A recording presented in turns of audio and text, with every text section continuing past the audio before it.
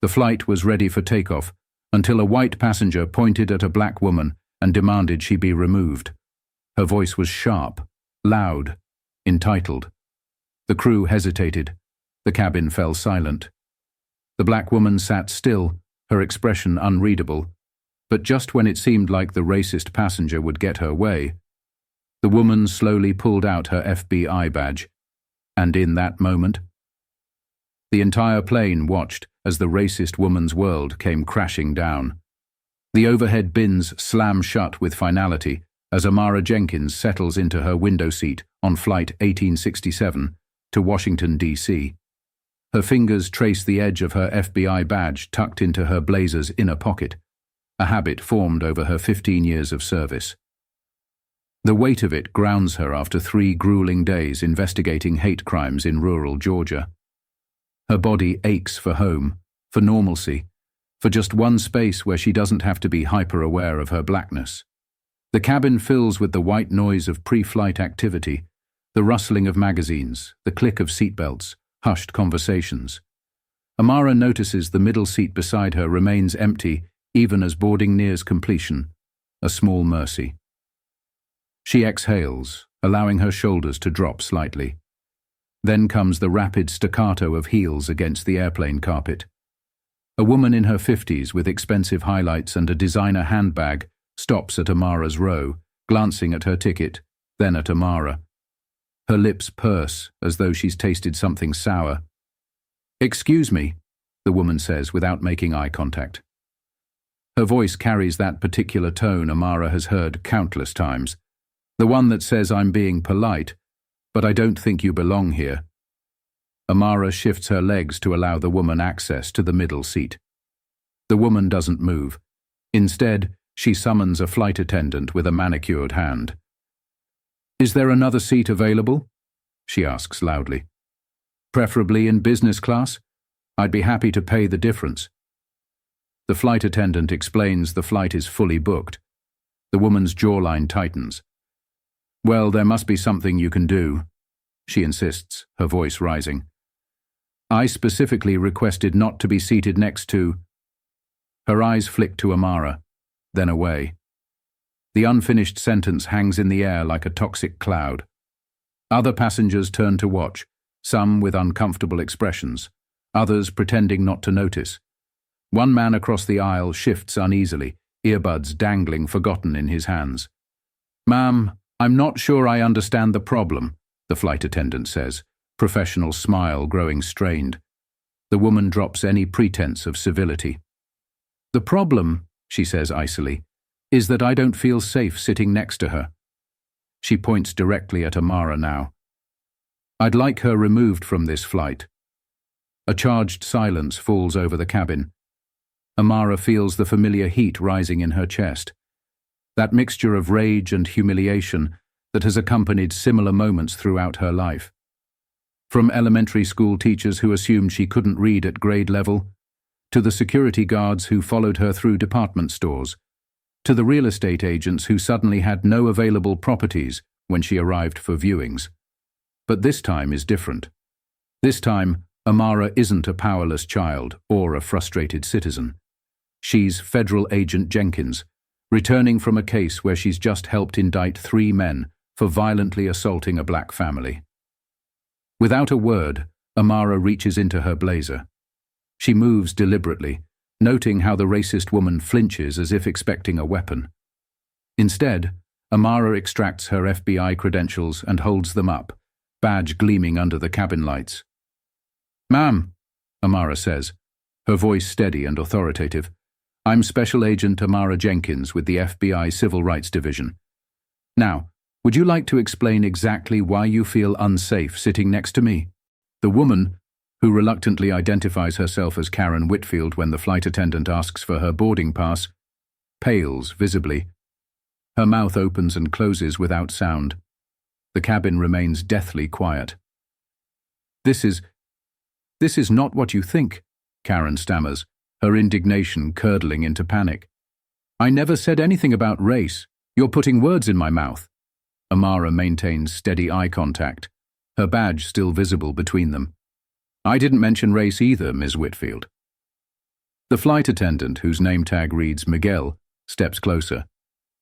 Ms. Whitfield, if you're uncomfortable with your seat assignment, you're welcome to deplane and book another flight.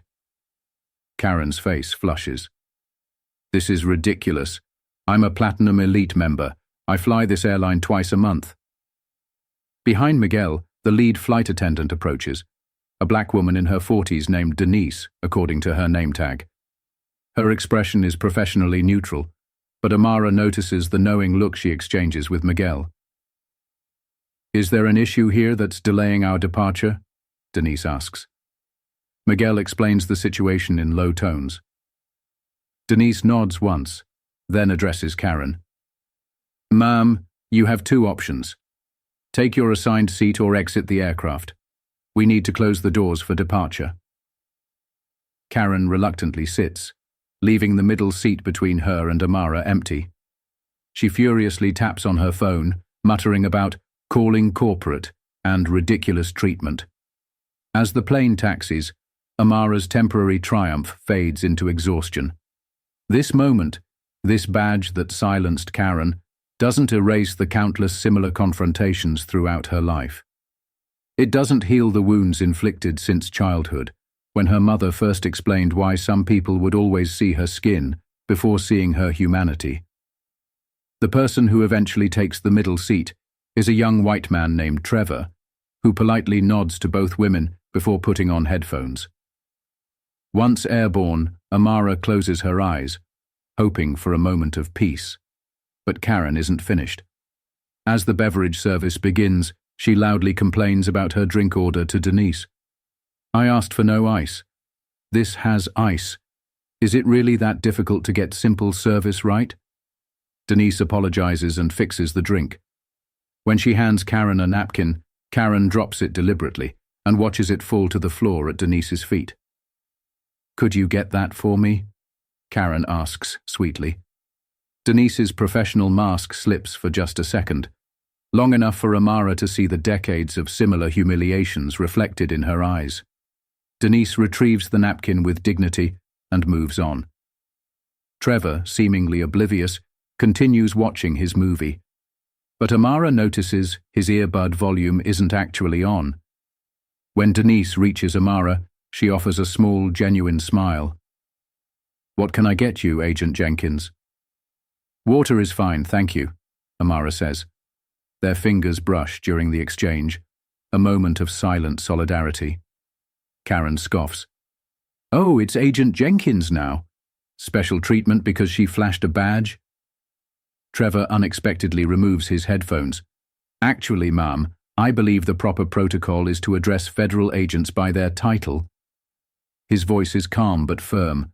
Karen turns to him, incredulous. Excuse me? Who asked you? Just trying to help, Trevor says, sliding his headphones back on. When the meal service begins, Karen makes another scene about her special meal order being incorrect. Denise handles it professionally, but Karen demands to speak to the captain about the incompetence of this crew. Miguel apologetically informs her that the captain is busy flying the plane. However, if you'd like to file a formal complaint, I can provide you with the necessary form. As Miguel retrieves the complaint form, Karen shifts in her seat to face Amara directly. You think you're special because you have a government job? You people always play the victim card.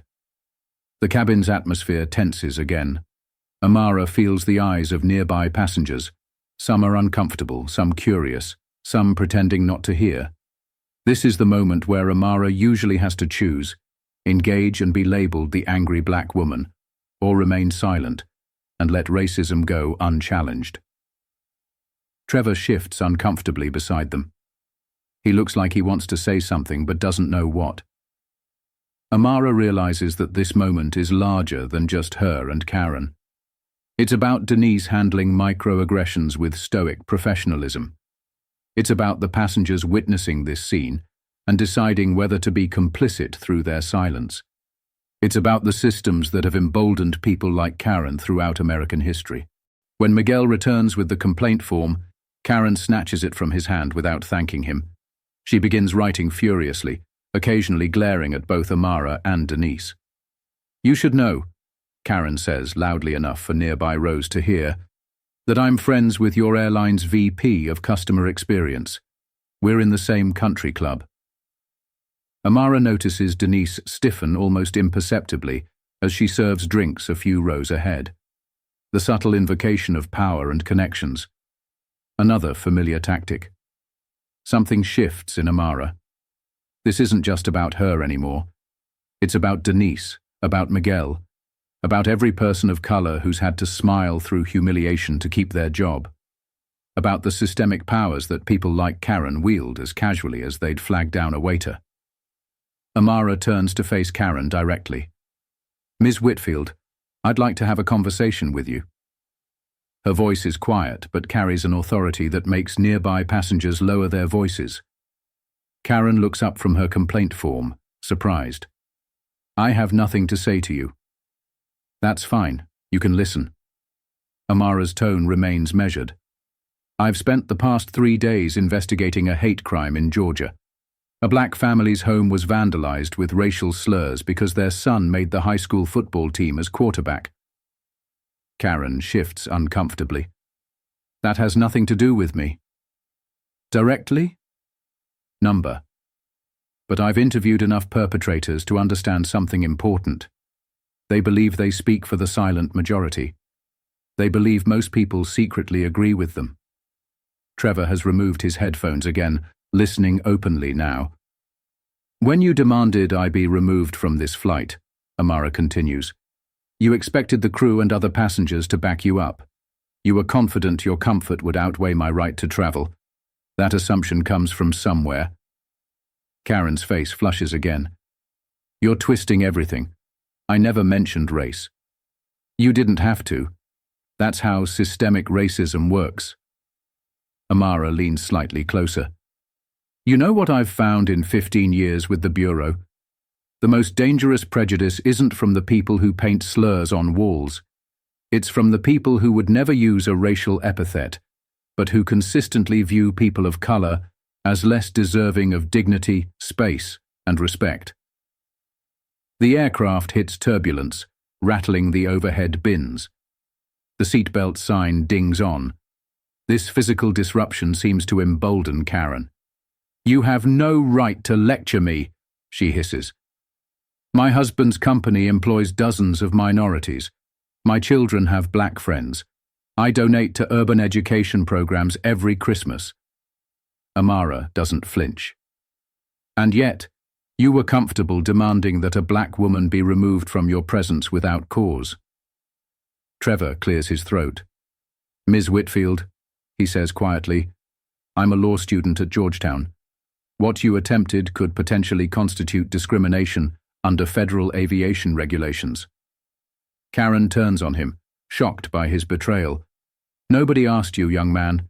Stay out of this. Actually, Trevor continues calmly, as citizens, we have a responsibility to speak up when we witness potential civil rights violations. I learned that in constitutional law last semester. Karen looks around for allies and finds none. The nearby passengers are watching openly now, some nodding in agreement with Trevor. This is ridiculous, Karen says, voice rising in pitch. I'm being ganged up on. Denise approaches with the drink cart, her professional demeanor intact. Is everything all right here? Before Karen can speak, an elderly white woman across the aisle leans forward. Young lady, she says to Denise, I'd like to compliment you on your excellent service today. The unexpected comment catches everyone off guard. The elderly woman continues, and I'd like to change my seat if possible. I don't believe I want to sit near someone who creates such a hostile environment. She looks pointedly at Karen. This final blow, rejection from someone Karen would have expected to be a natural ally, seems to finally penetrate. Karen goes silent, her complaint form crumpled in her hand.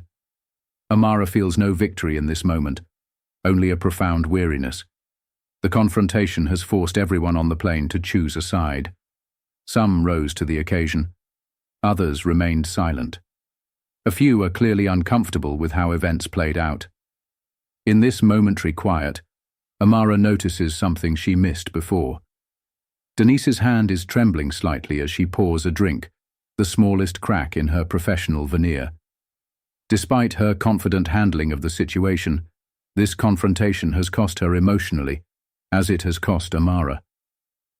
Their eyes meet briefly over the drink cart. In that glance is a world of shared understanding, the exhaustion of constantly having to prove your right to exist in spaces, the emotional labor of educating others about their biases, the careful calibration required to stand up for yourself without being labeled difficult. It's a glance that contains multitudes, generations of similar struggles, small victories, and the knowledge that they'll both face this same battle again tomorrow, and the day after, and the day after that. As the plane begins its descent into Washington, D.C., a strange quiet has settled over the cabin. Karen sits rigidly in her seat, saying nothing further. Trevor works on what appears to be law school assignments. Amara gazes out the window at the approaching city, a place of power, of monuments to democracy, and of continuing struggles for equality. The lead flight attendant makes a standard announcement about landing procedures, then adds something unexpected. We at Delta Airlines want to remind all passengers that we have a zero-tolerance policy for discriminatory behavior. We strive to make our cabins a respectful environment for everyone. It's a small thing, not specifically addressing the incident, but it's something, a public acknowledgement that what happened was not acceptable. Amara notices Denise standing straighter after this announcement, her professional mask now infused with a touch of vindication. As the wheels touch down, Amara reflects on what this confrontation actually accomplished. Karen hasn't had a transformative revelation. People rarely do in the span of a 2-hour flight. The systems that empowered her sense of entitlement remain firmly in place. Tomorrow, Amara will still wake up Black in America, still carrying the burden of navigating spaces not designed with her in mind. But something has shifted in the microcosm of this aircraft. The other passengers who witnessed the confrontation may think differently the next time they see a similar situation. Trevor, the law student, has experienced firsthand how legal principles apply to real-world situations. And perhaps most importantly, Denise saw her workplace stand behind her, however obliquely. As passengers prepare to deplane, Karen mutters, "This is why the country is falling apart. Everyone's so sensitive now." Trevor, surprising Amara again, responds quietly, "Or maybe we're just becoming more aware of how our actions affect others." Karen gathers her belongings without responding. As she waits for the aisle to clear, she avoids making eye contact with anyone. Amara stays seated, allowing others to deplane first. This gives her a moment to decompress, to transition from this battlefield back to her professional self. Denise passes by, subtly touching Amara's shoulder, a gesture of solidarity that speaks volumes. As Amara finally rises to retrieve her carry-on, she notices Karen standing in the jet bridge, being interviewed by 2 uniformed airport police officers. Miguel stands nearby, clearly having reported the incident. Amara feels no satisfaction at this sight. She knows the systems at play. Karen will likely face no real consequences beyond minor inconvenience. She may even leverage this into a complaint about reverse discrimination that earns her free flight vouchers. The cycle continues. As Amara approaches the exit, Karen spots her and their eyes meet one final time. There's something new in Karen's expression. Not remorse or understanding, but fear. Not fear of Amara as a black woman, but fear of Amara as an FBI agent who witnessed her behavior. Fear of consequences. It's not justice, but it's something. In the terminal, Amara spots Denise gathering her crew luggage. On impulse, she approaches the flight attendant. "Thank you," Amara says simply. Denise nods, understanding the depth behind those 2 words. 15 years with the airline, she says quietly. Gets easier, gets harder, some days both. "I know exactly what you mean," Amara responds. They share a moment of silent recognition, Two black women who navigate predominantly white spaces daily, who carry the invisible weight of representation, who calculate every response to avoid reinforcing stereotypes. "Safe travels, Agent Jenkins," Denise says finally. "You too, Ms. Denise." As Amara walks through the terminal toward the exit, she passes by Trevor, who nods respectfully. She passes by the elderly white woman who spoke up, now being wheeled to her connection by airport staff. Outside, Washington, D.C. sprawls before her, the White House, the Capitol, the FBI headquarters where she'll report tomorrow morning. Symbols of American ideals that still remain unequally applied. Her badge, which silenced Karen on the plane, represents both the progress made and the distance still to go. Amara thinks about the hate crime case she just closed in Georgia and the dozens waiting on her desk. About how her badge gives her the authority to seek justice for others, while not fully protecting her from experiencing injustice herself. Tomorrow she'll continue fighting systemic racism through her work. Tonight, she just wants to go home, to exist without performing, to temporarily set down the weight of being both black and blue in America. As Amara hails a taxi, she wonders, in a truly just society, would she have needed to flash a badge to be treated with basic human dignity? Or will there come a day when her humanity alone is badge enough?